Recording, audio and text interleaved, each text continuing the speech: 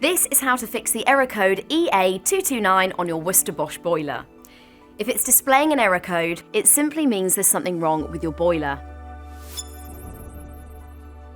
With the Greenstar Combi boiler, this problem is likely triggered by the loss of the ionisation signal in your boiler. First, let's check the water pressure in your boiler. We're looking for this to be between 1 and 1.5 bar. Click on the first link below to find out how to top up the water on your specific boiler. Now let's try resetting your boiler.